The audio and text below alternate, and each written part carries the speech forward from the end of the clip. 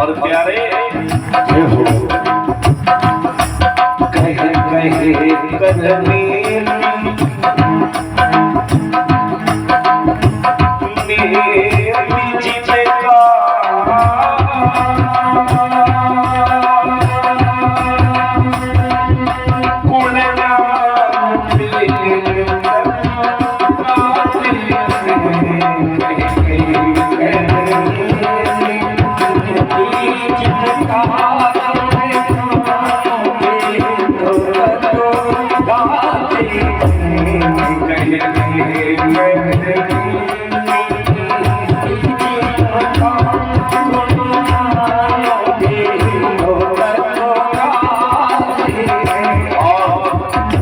आंखों से करुणा की धारा ये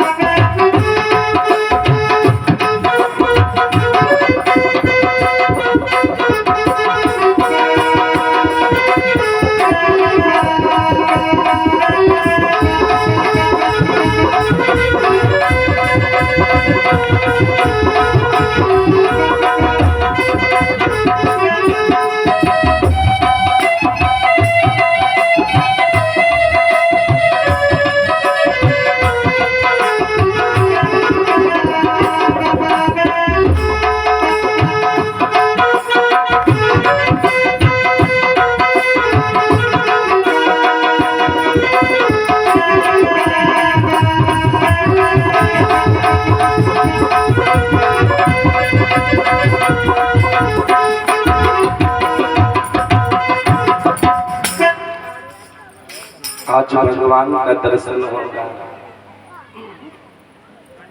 प्रभु का स्मरण करते हुए अक्रूर जी मथुरा से ब्रज आए। नंद बाबा यशोदा ने देखा, यथोचित आसन दिया, जल पान कराया, बैठाला और फिर पूछा महाराज और सब ठीक है? कहो महाराज के कारण आगमन तुम्हारा।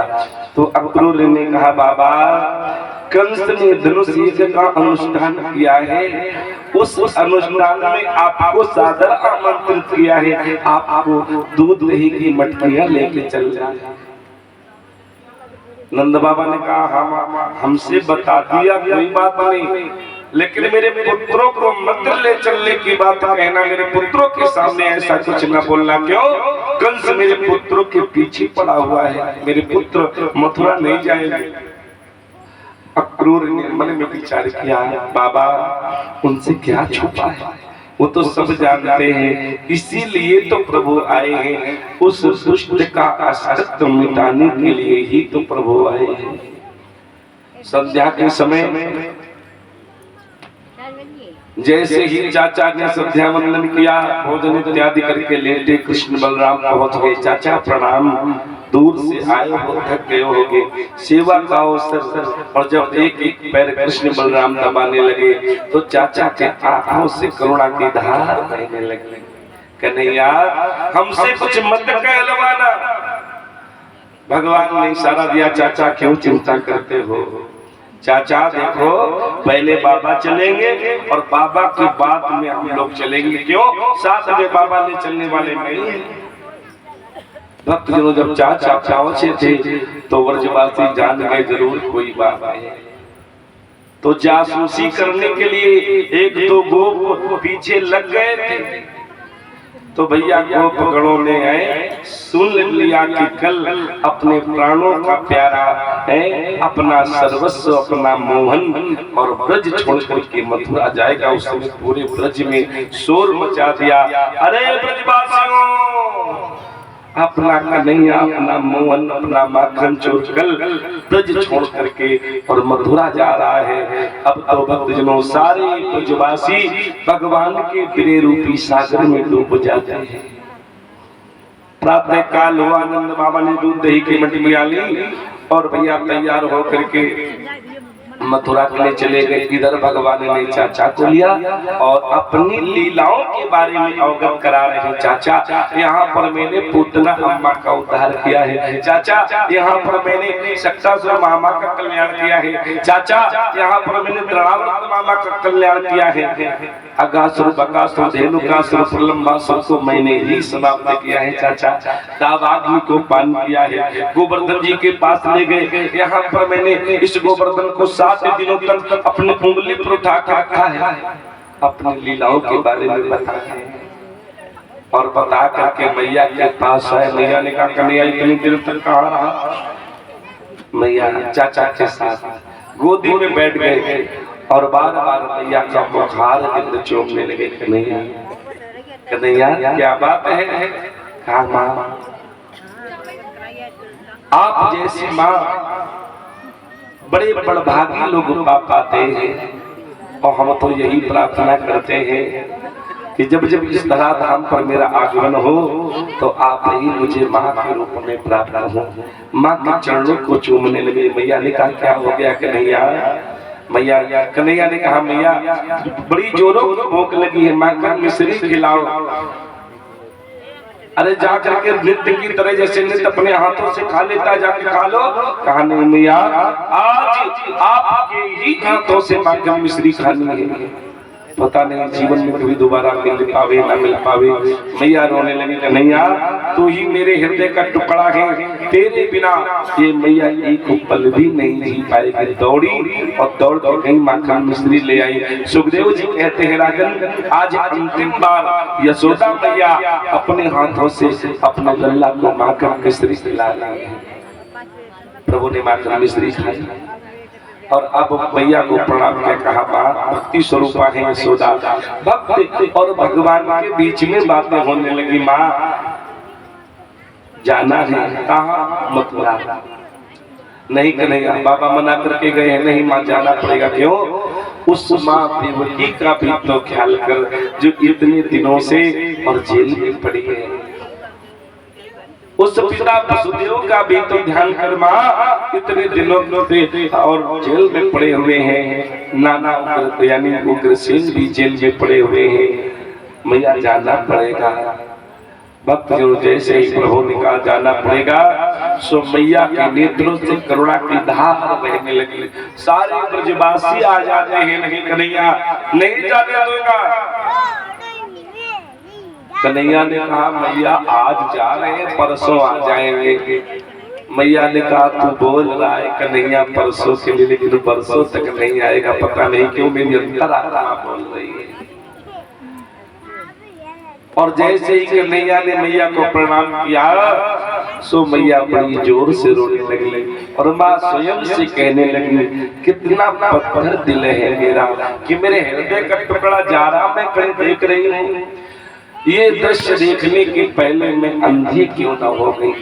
आज स्वयं से कहती हैं यशोदा मैया रोती हुई,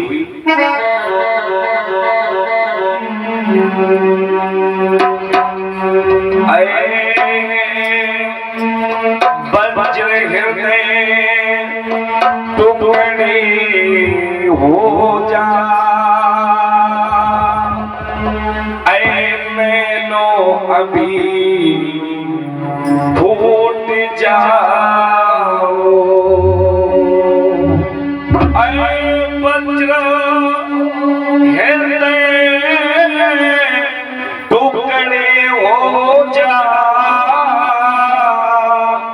ओ नैनो अभी फूट जाओ, टूट जा तारे इस जीवन से,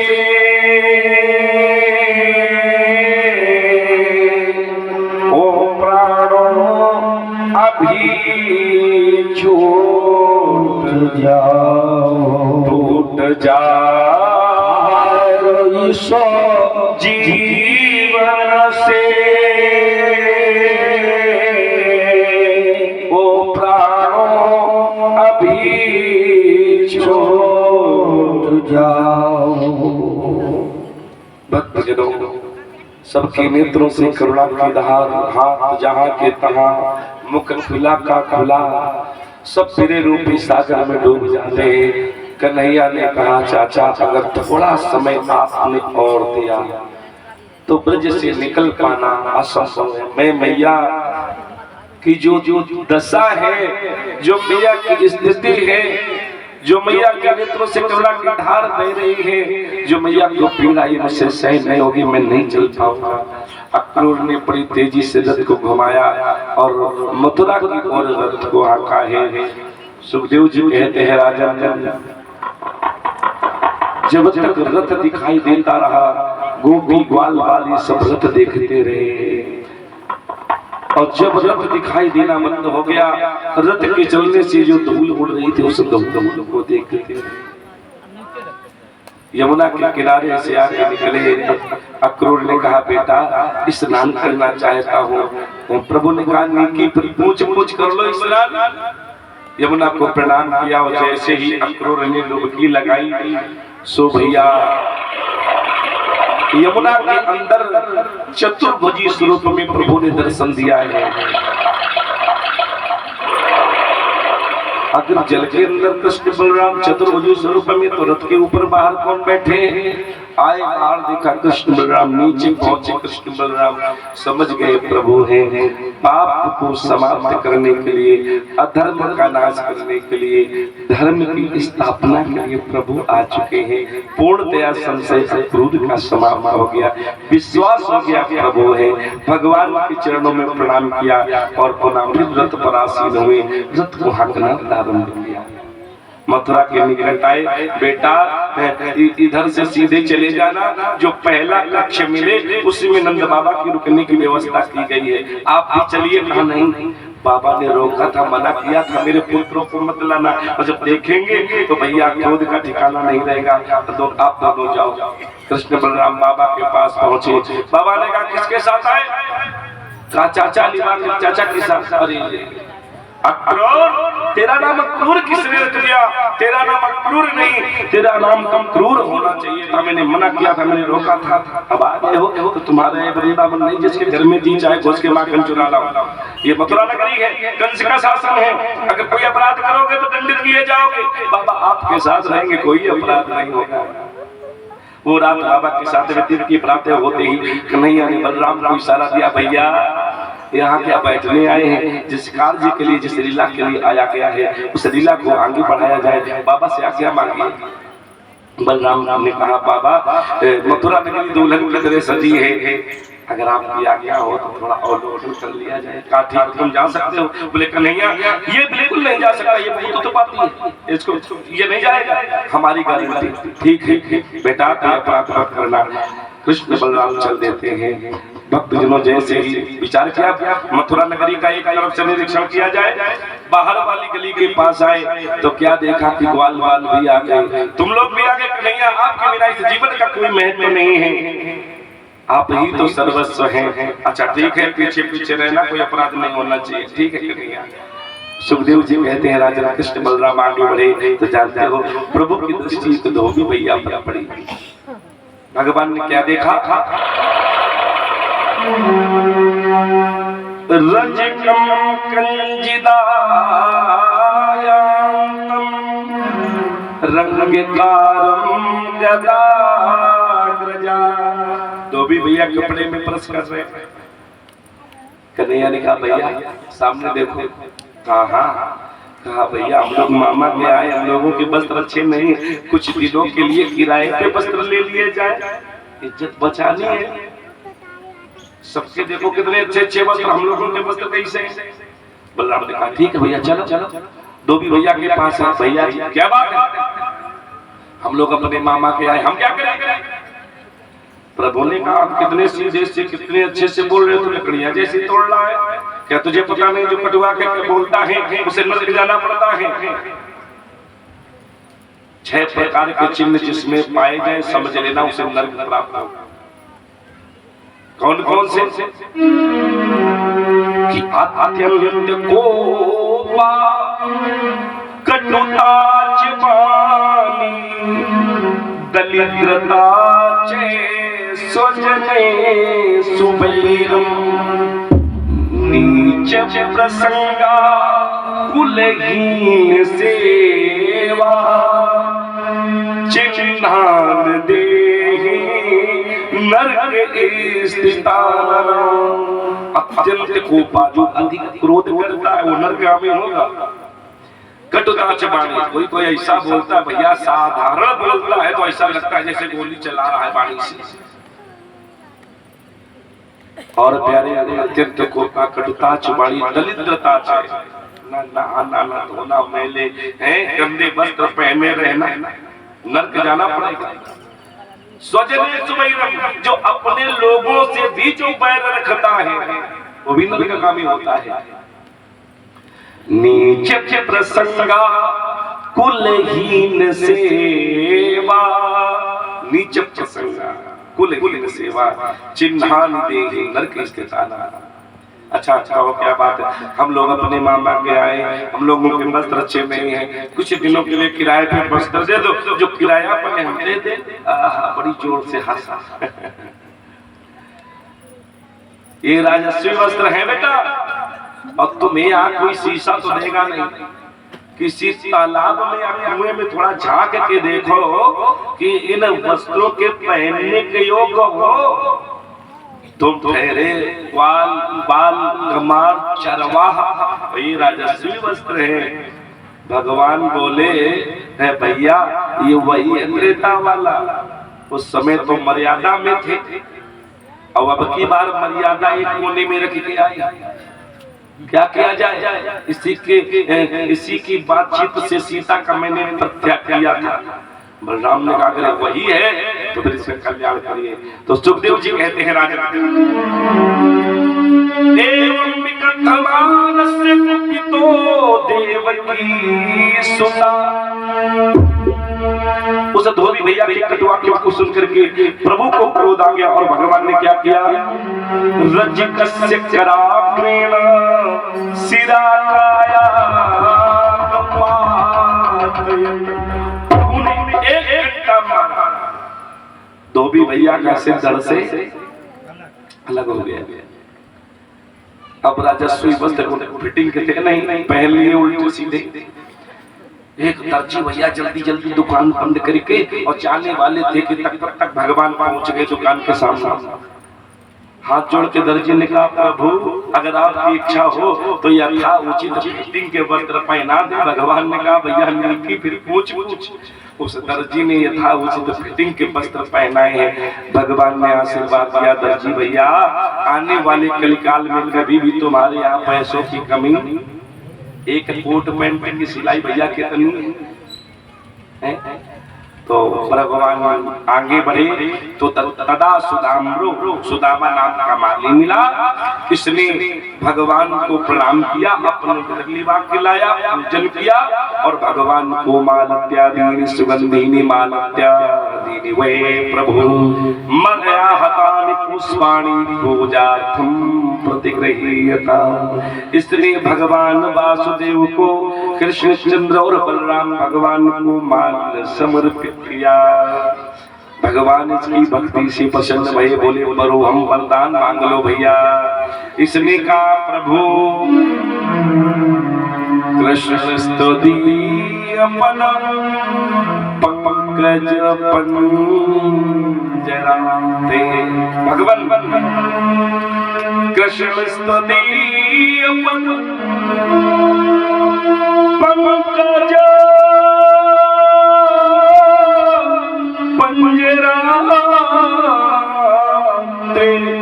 अतीव में विसतुमा नसरा। ये मेरा मन रूपी राजा आज से नहीं किसी क्षण से आपके चरणों में लग जाए। अपने चरणों के अमल भक्ति दे दो प्रभु। प्रभु ने सुदामा को भक्ति प्रदान की। आगे बढ़े तो सुखदेव जी कहते हैं राजा अथ ब्रजन रतुपथेन माधवा स्त्री गृहीतांग विलेप भाजनम।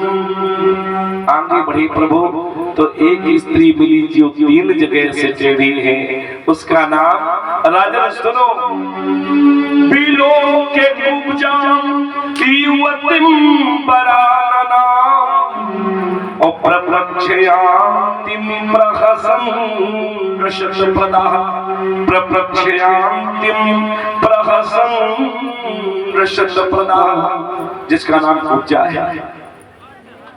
इसलिए भगवान को प्रणाम करते हुए श्री खंडनम चंदनम दिव्यम गंधाद्यम सुमनोहरम विलेपनम सुरश्रेष्ठ चंदनम प्रतिगृह्यता कस्तूरी तिलकम ललाट पटले वक्षस्थले कौस्तुभम नासाग्रे वरमौक्तिकम करतले वेणुकरे कंकणम सर्वांगे हरिचंदनम सुललितम कंठे च मुक्तावली गोपाश्री परिवेष्टितो विजयते गोपा चूड़ामणि।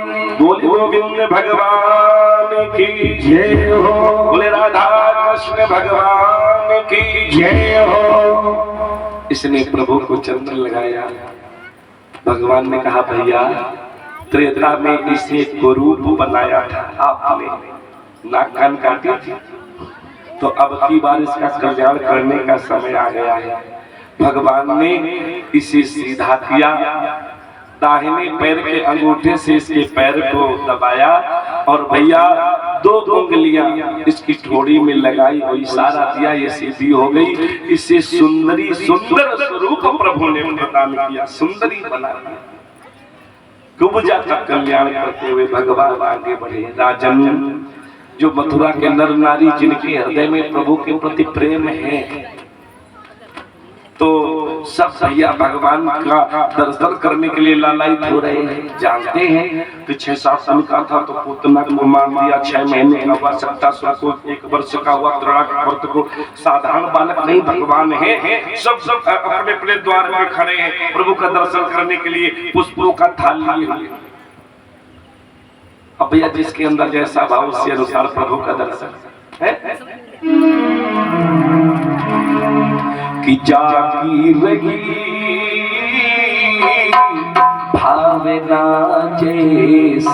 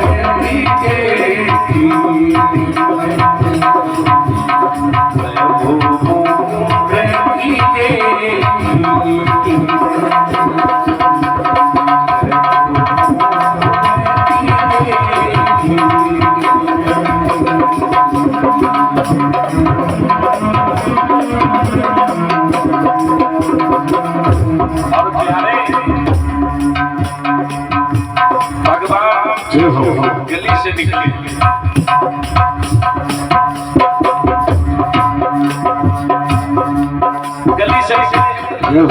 पुष्पक बोले कृष्णचंद्र भगवान की जय हो।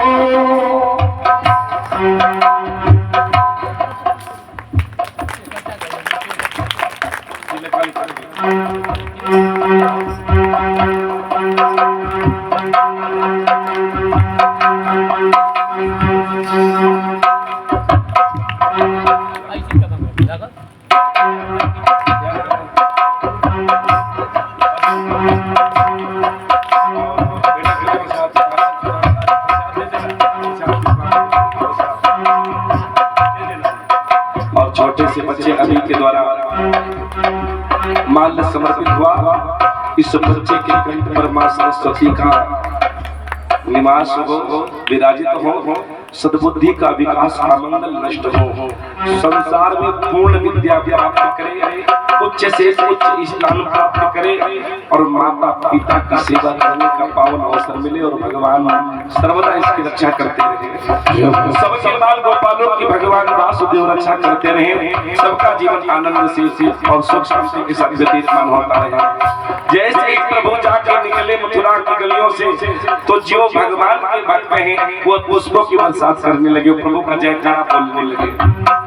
तो जो जानते नहीं है कि भैया इसलिए इन दोनों में कृष्ण और बलराम कौन है, तो जो पहचानता वो कहने लगा भैया हम जानते हैं, तो बताओ कौन है कृष्ण कौन बलराम है। का सुनो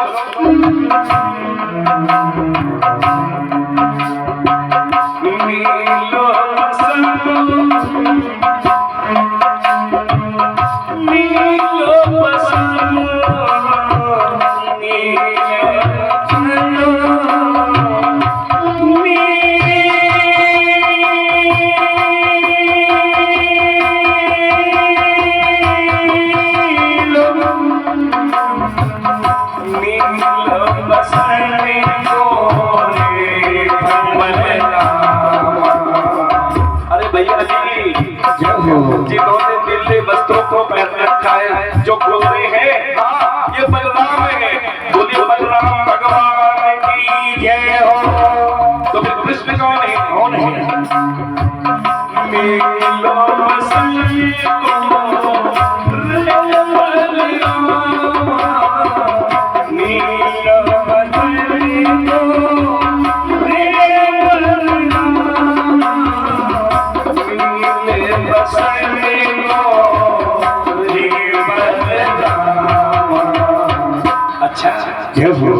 और भैया जी पीतांबरी ओढ़े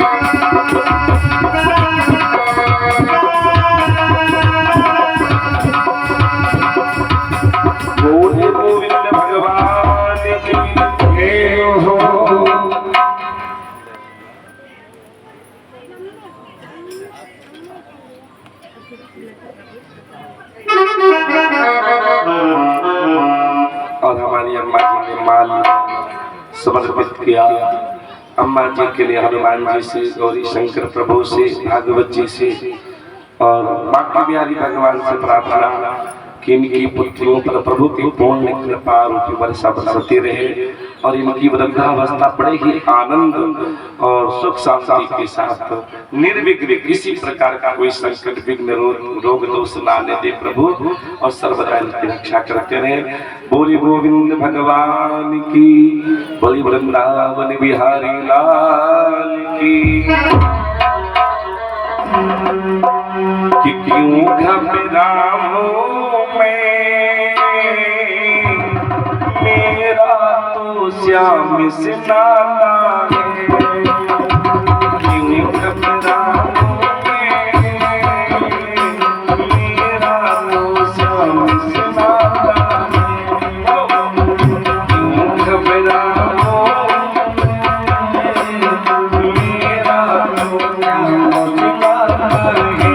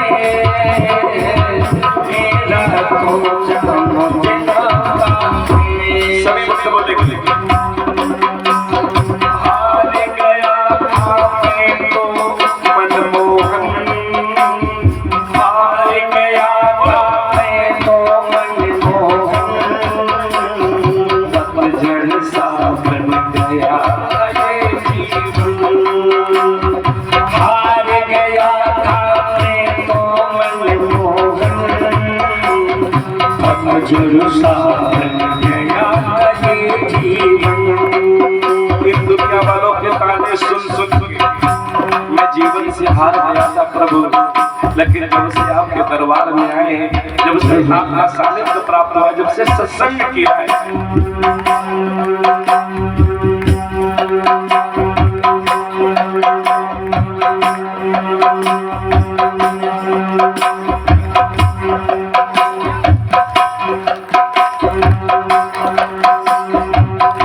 हमारे भक्त भैया बड़े भावनिष्ठ होकर के श्रद्धा समर्पित होकर के साप्ताहिक के दान से प्रभु की पावन कथा श्रवण कर रहे हैं।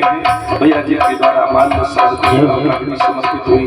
भैया जी के ऊपर, इनके परिवार के ऊपर भागवत भगवान कृपा रूपी वर्षा बरसाते रहे, भक्ति का प्रभाव उत्तरोत्तर बढ़ाते रहे, सर्वदा प्रभु रक्षा करते रहे, इनकी मनोकामना पूर्ण हो, इनका जीवन आनंदपूर्ण हो, जीवन में आने वाली समस्त आपत्तियां विपत्तियां रोग दोषों का भगवान समाप्त करते रहे, निवारण कर दे, जीवन आनंदपूर्ण हो। बोलिए वृंदावन बिहारी लाल की।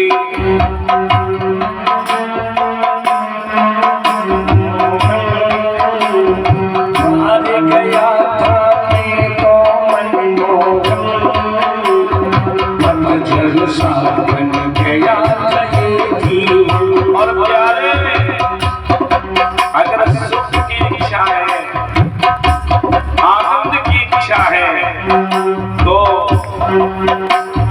नजर उठा के जब तूने देखा, नजर उठा के जब तूने देखा, बदल गई इस जीवन की रेखा। नजर उठा के जब तूने देखा, बदल गई इस जीवन की रेखा। और प्यारे तूने किया है मेरे लिए जितना, तूने किया है मेरे लिए जितना, कोई नहीं कर सकता है उतना। तूने किया है मेरे लिए जितना, कोई नहीं कर सकता है उतना। कर्ज मेरा मैं कैसे चुकाऊंगा, कर्ज तेरा मैं कैसे चुकाऊंगा,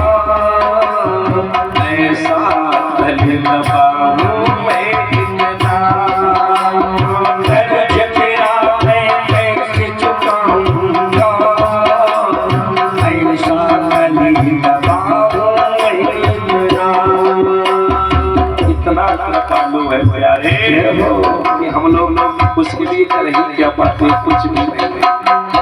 पूजा का नियम बता दिए जाए, कोई नियम नहीं कर पाएगा। पूजा करने की बात छोड़िए।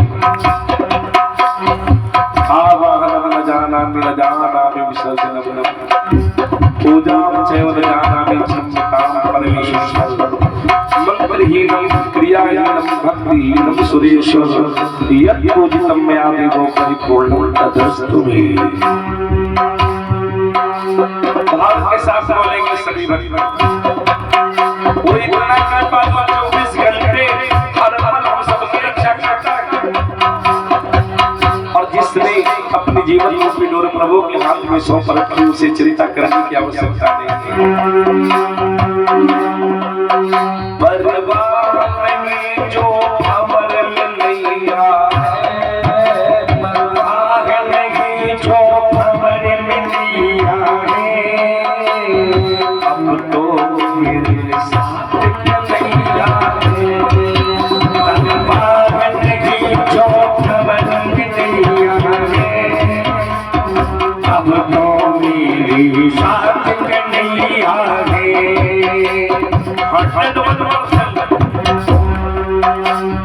भक्त कभी तो डूब नहीं सकता, भक्त कभी तो डूब नहीं सकता।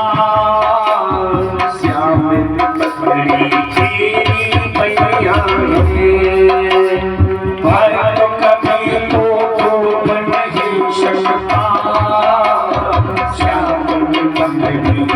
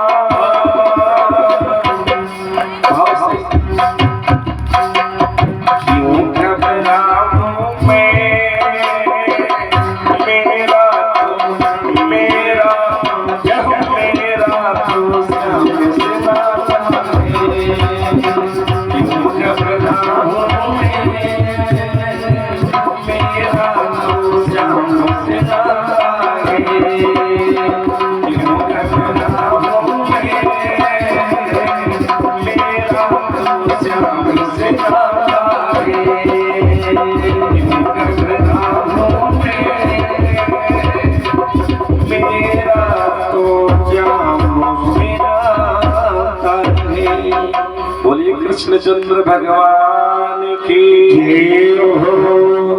भक्तजनों, भक्तों को आनंद देते हुए भक्तवत्सल भगवान उधर ही चले जा रहे हैं जिस मन चाहने पे धनुष रखा।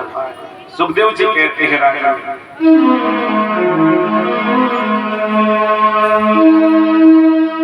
कि भागत है तू सोई और तीनों दयाला, चितवत चकित धनुष मत सारा।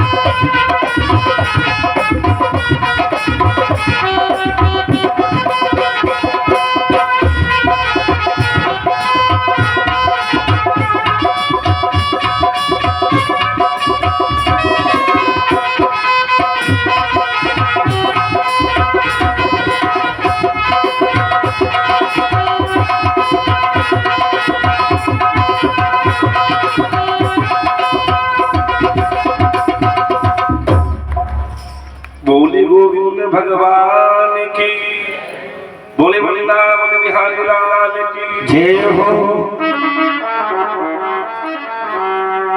भगवान मंच के पास पहुंच गए। जिस जगह, जिस स्थान पर, जिस मंच के ऊपर धनुष रखा था, सेना लगी हुई है। सेना से बलराम जी लड़ने लगे और सुखदेव जी कहते हैं राजा प्रभु ने छलांग लगा दी। पश्चिम सबके देखते देखते प्रभु ने छलांग लगाई। जिस मंचांग के ऊपर धनुष रखा है प्रभु पहुंच गए और सबके देखते देखते प्रभु ने क्या किया, करेण बामेन सलील